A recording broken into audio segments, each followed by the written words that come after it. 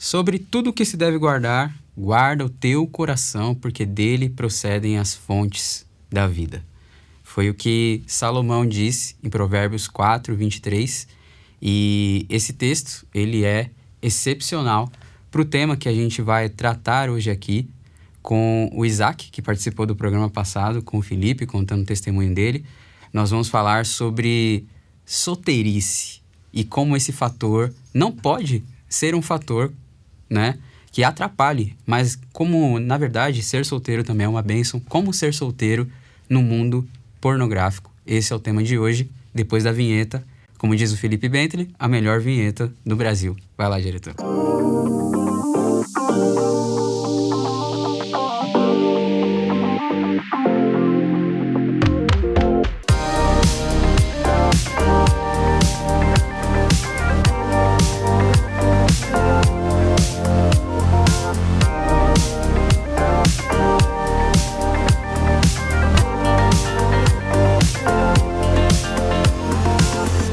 Sexta-feira, 20 horas, e nós estamos novamente aqui em mais uma edição do Telmídia, aqui na Comev, estúdio em São Paulo.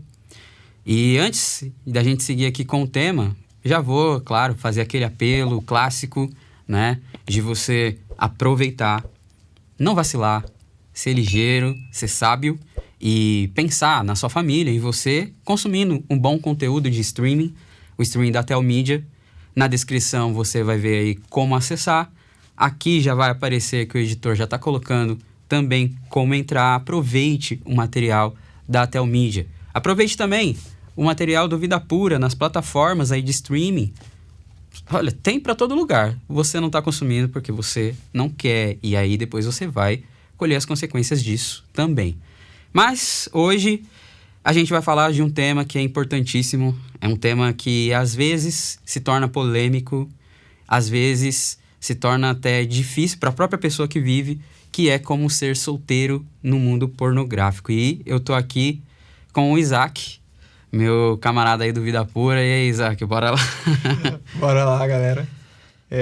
Meu nome é Isaac, né, como o Davi falou, tenho 23 anos, sou missionário integral do Vida Pura e também sou aconselhado do Davi, né? Ô, louco. Coitado dele. Mas, bom, Isaac, a gente vai falar desse tema que eu me identifico bastante porque eu vivi esse contexto durante boa parte do meu processo, né? A questão de estar solteiro. Muitas vezes a gente tem a imagem de que parece que é mais difícil, né? O cara casado, ele tá casado, ele pode fazer sexo a hora que ele quer. Pelo menos todo mundo pensa que é assim, né? Fazer a sexo a hora que ele quer. Ele, tá casado. Isso ele não vai sofrer. Pra gente, solteiro é mais difícil, né? Parece que Jesus sofreu mais pelos solteiros na cruz do que pelos casados. Mas como é que... Eu ouvi sua história, na verdade já sei sua história, acompanho você, mas a galera ouviu sua história na sexta-feira passada. E esse foi um dos pontos que eu creio que a galera sacou, né? Da questão de você ainda estar vivendo esse contexto durante seu processo. A gente sabe os preços que se pagam, né, Isaac, por causa disso. O preconceito que se tem, muitas vezes, que se enfrenta. Mas fala um pouco de como tem sido isso pra você, assim, essa questão de estar solteiro no processo. Você concorda com essa galera que acha que é mais difícil, que o casado tem mais facilidade? Como é que é pra você? Então, deixa eu explicar pra galera o meu contexto. Eu sou solteiro, sou virgem e também nunca fiquei com ninguém. Então, eu nunca fiz nada, entendeu? E a galera fala que é mais difícil, mas eu não acredito nisso, entendeu? Não é mais difícil. Até porque, você não vê aí no noticiário que alguém morreu porque deixou de ter relação sexual ou deixou de dar um peg em alguém. Não é bem assim. E também a gente sabe, né, vivendo o processo, que o sexo não é o único prazer. Existem vários outros prazeres que você pode desfrutar, inclusive o prazer em Deus também. Mas um dia você pensou dessa forma? Não. Nunca pensou dessa forma, que se um dia eu casar vai resolver meu problema? Tá. Sim, eu pensei que se eu casar eu vou ter sexo, né? Então a pornografia e a masturbação vai parar, porque eu vou poder me aliviar, né? É assim que muitas pessoas pensam, mas não é bem assim. A gente sabe hoje que vários casados, eu já ouvi de amigos meus próximos que vivem o processo, cara, e eu ainda tenho quedas na pornografia e na masturbação, porque é mais aquela coisa que a cabeça foi condicionada, né? Foi criado ali um novo hábito. E devido à repetição de anos e anos repetindo, cara, aquilo tá condicionado na cabeça da pessoa. Então, se você casa e vai ter sexo, não vai resolver o problema. Até porque também é um problema de idolatria do coração. Então, você não vai tratar o seu caráter, né, através do sexo no casamento. E também, né, a gente tá acostumado com a pressão da mão, com o filme pornô que você assiste. Nunca assiste o mesmo, né? Sempre vendo pessoas diferentes, várias mulheres diferentes. Né? Depois você fica casado, e aí tu casou, só pra e sempre. Agora? É só uma, é só arroz com feijão. E aí? Não dá, né? Tem que permanecer fiel, cara. Eu quando a gente pensou em fazer esse tema desse programa, né? Eu pensei até em usar o texto, vou usar o texto lá de Daniel, né? Na Babilônia e tal. Mas depois me veio um texto que fala exatamente, traz literalmente ali a realidade de um cara solteiro, né? A Bíblia não vai trazer no texto de Daniel exatamente se ele já estava solteiro naquela época, se ele já tinha conhecido uma garota ou não. Então, preferi não usar esse texto e usar um texto realmente de um rapaz solteiro que estava também numa sociedade totalmente deturpada na sua sexualidade, na sua cultura, que é justamente o texto de José. Eu vejo José, esse cara, né? Chegando no Egito, ali novinho, jovenzinho. Bonito, tá? Devia ser aquele cara que hoje em dia talvez iria ficar postando lá, treino concluído lá depois da academia. José, o cara bonitão, jovem, solteiro. Numa sociedade ali totalmente fora dos costumes do povo de Deus. Não tinha um país que não tinha o nosso Deus como Deus, né?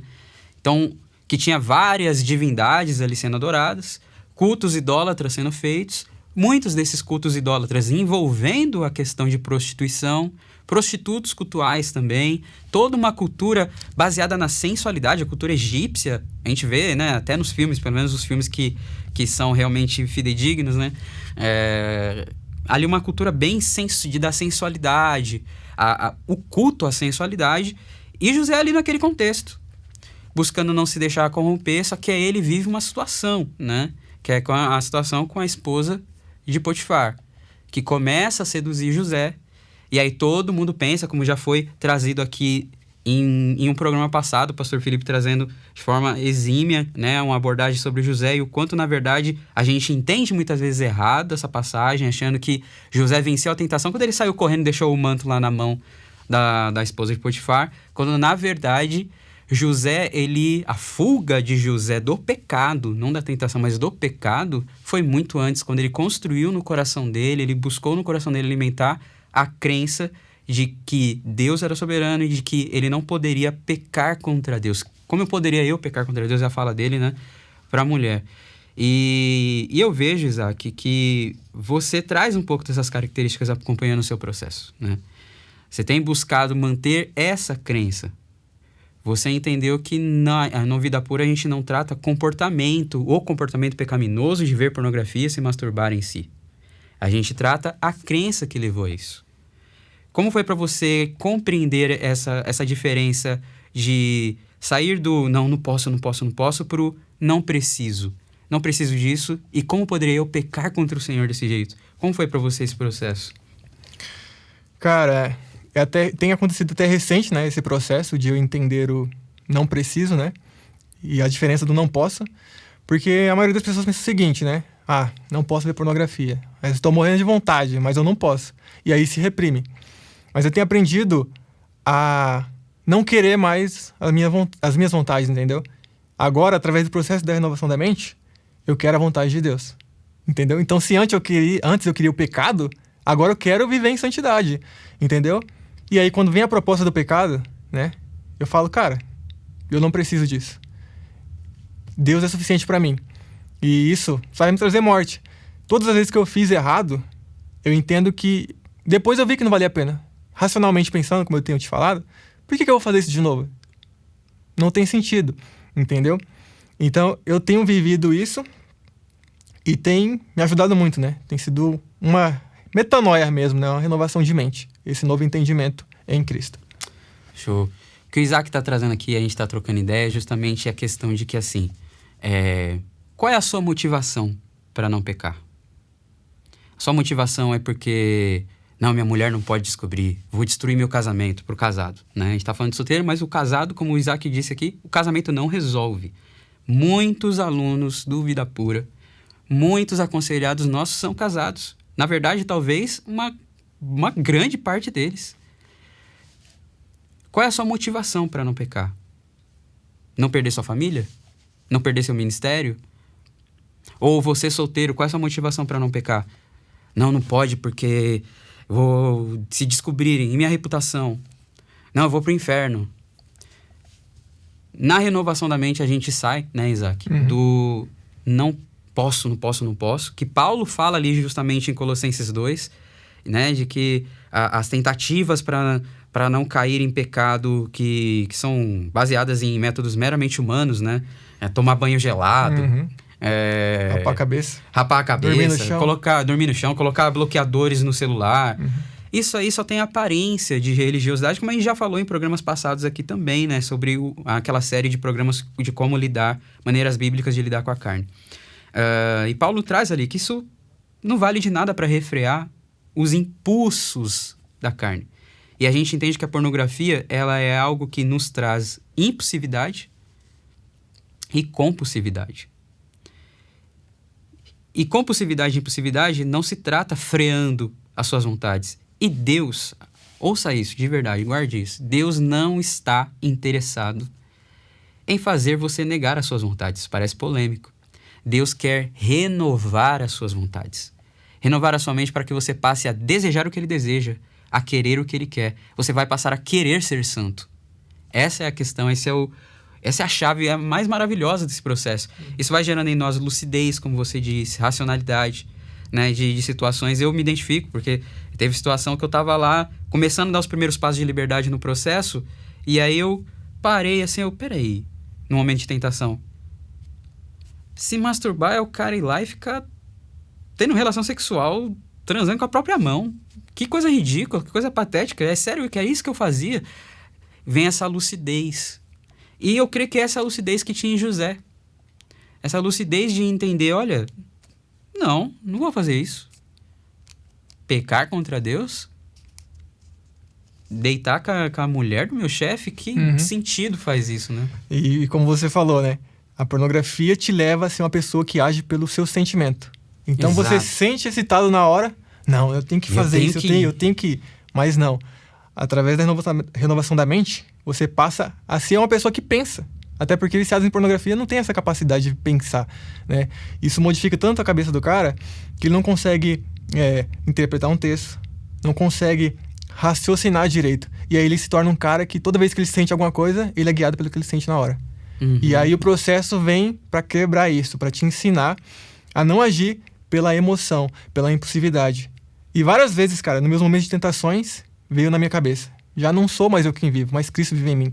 Eu não vivo mais segundo as vontades carnais. Agora eu tenho uma nova vida. Eu vivo para obedecer ao Senhor. Então a vontade de Deus para mim se tornou a minha nova vontade agora no processo de renovação da mente, que é fazer o que é correto. Então quando eu confronto o pecado com isso, perde o brilho, perde o sentido.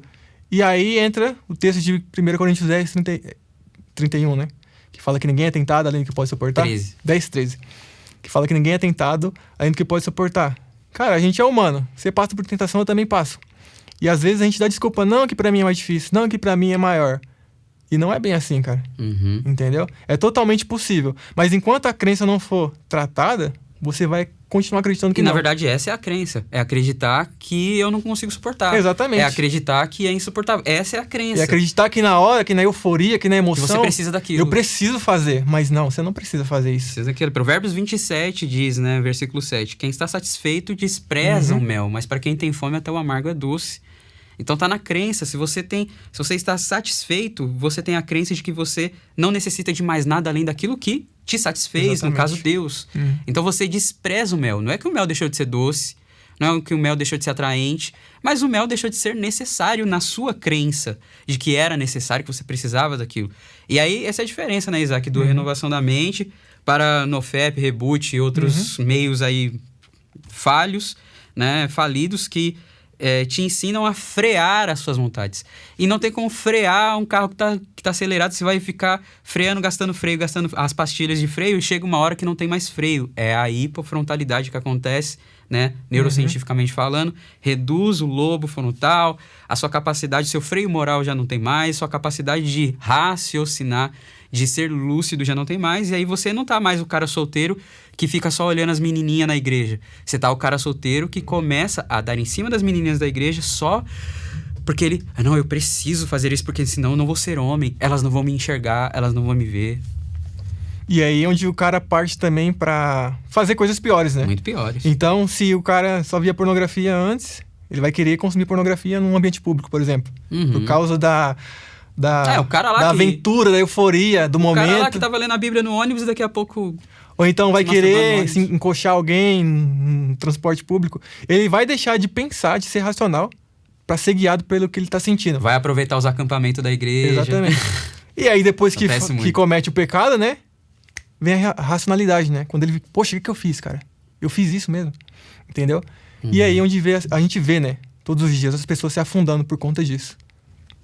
E aí, por esse frear e a falta de informação, a gente vê também muitos solteiros tendo essa ânsia pelo namoro. Essa ânsia, não, eu tenho que ter alguém, porque é a idolatria do relacionamento, exatamente, né? E aí ele passa a se defraudar emocionalmente. Ele passa a defraudar meninas emocionalmente. As meninas também não estão longe dessas. As meninas também passam a se defraudar e defraudar meninos, né? Tem meninas que ficam olhando para os meninos, não porque elas desejam mesmo sexualmente os meninos, mas porque elas sabem que se elas continuarem olhando para os meninos de uma maneira um pouco mais sensual, os meninos vão devolver esse olhar para ela, e aí ela se sente mais gostosa, mais atraente, mais isso, mais aquilo. Os meninos também, nessa ânsia, começam a fazer academia, né? Mexem com o corpo, e não é porque querem ser saudáveis nem nada, eles querem ser vistos. Então, é um amontoado de carências aí. E isso acontece muito entre os adolescentes. Isso acontece muito já entre os molequinhos, criança, 10 anos, já tá com esse linguajar, né? E aí, enquanto muitas vezes a gente vê pais, líderes, vindo com uma abordagem totalmente rasa do evangelho, totalmente rasa sobre sexualidade. E quando fala, né? As crianças, né? No cultinho de domingo lá, dá um desenho pra ela, não sei o que, brinca com ela, mas a criança em casa já tá vendo põe pornografia. Na salinha. A criança em casa já tá vendo pornografia doidada. Então é uma geração que já cresce assim com essa ideia. Aí chega nessa fase, é solteiro, fica lá. Não, mas eu tenho que arrumar alguém, tenho que arrumar alguém. Porque desde pequeno ele entendeu que tinha que ter isso, que tinha que ter aquilo, né? E aí cresce muito também a questão das depressões, das crises de inferioridade. Olha só como essa carga de incompreensão e desinformação sobre sexualidade em crianças e adolescentes, e quando eles crescem, faz com que, na fase com que eles ainda não encontraram um relacionamento, eles se destruam. E quando encontram um relacionamento, se destruam mutuamente entre si, porque aí é duas pessoas com crises. Aí entra algo que você já me falou nos nossos aconselhamentos, que são duas pessoas que estão procurando se preencher um no outro. Aí chega duas pessoas vazias, que procuram no outro, se defraudam, né, se envolvem em moralidade sexual, né? Porque estão buscando suprir esse vazio que não tiveram em Cristo, né? Então, isso se repete muito, a gente vê isso constantemente acontecendo. Muito, muito. E na sexta-feira passada, o Felipe até mencionou, né, que o Vida Pura está aí desenvolvendo um novo projeto, uma nova alternativa também, né, que é o LCA, né, que é lidando com crianças e adolescentes. Futuramente mais informações vão ser dadas aí. Então você, pai, mãe, líder de criança, adolescente, já fique esperto aí, porque tá chegando coisa nova para vocês. E se eu fosse vocês, não perderia, para que depois vocês não sofram as consequências de não ter aproveitado as oportunidades que Deus vai dando, né, Isaac? Para que os nossos filhos e liderados no futuro, quando eles forem solteiros, saibam lidar. Quando eles estiverem no relacionamento, saibam lidar. Não sejam pessoas que, como você disse, se destruam mutuamente entre si, né? E aí depois a igreja, a sociedade, enfim, a sociedade trata de um jeito, a igreja trata de outro. Na faculdade o solteiro quer ser o cara, na igreja ele esconde a vida dupla dele de moral sexual, porque ele sabe que vai ser interpretado errado, não vai ser lidado direito com ele as coisas, né? E o quanto, na verdade, muitas vezes, isso traz consequências depois quando ele for pai. Porque ele vai querer reproduzir isso nos filhos também, né?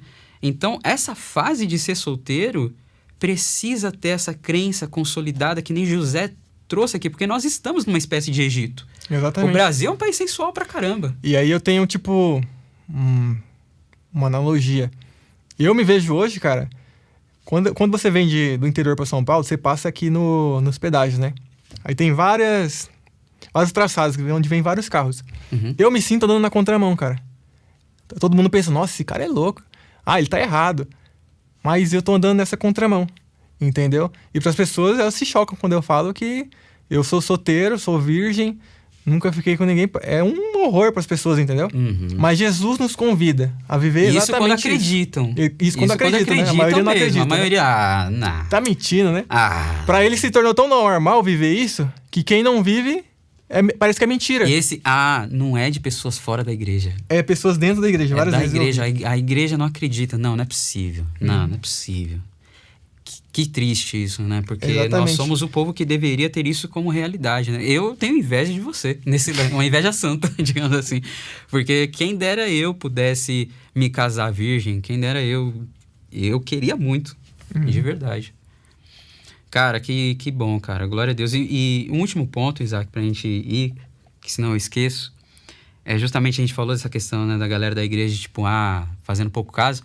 E o doloroso não é só o pouco caso, mas é também o preconceito que solteiros sofrem também, né? Por serem solteiros. Eles próprios têm preconceitos de si mesmos, como a gente já falou aqui, e a própria igreja, né? Não, você não pode liderar tal coisa porque você vai ser solteiro. Você não pode fazer tal coisa porque você é solteiro. Você sofreu coisa do tipo também? Como é que você lidou com isso? Cara, eu não cheguei a sofrer, porque eu sempre evitei, por conta do meu pecado, ter alguma responsabilidade na igreja. Mas existe essa pressão mesmo. Até mesmo para exercer, né, ministérios, chamados, cargos na igreja. Ou então a pressão social mesmo. Você tem que casar. Mas você não casou ainda. Vou arrumar uma moça pra você. Não, eu tenho que arrumar alguém pra você. Você não pode ficar solteiro muito tempo. Eu sei como é que Quem disse que não? Quem disse que eu não posso ficar solteiro?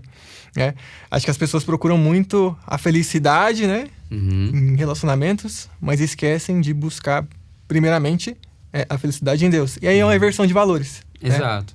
Mas até isso, né? É bom ressaltar sempre até isso. E eu precisei aprender isso também, porque durante um tempo, Isaac, o que acontece?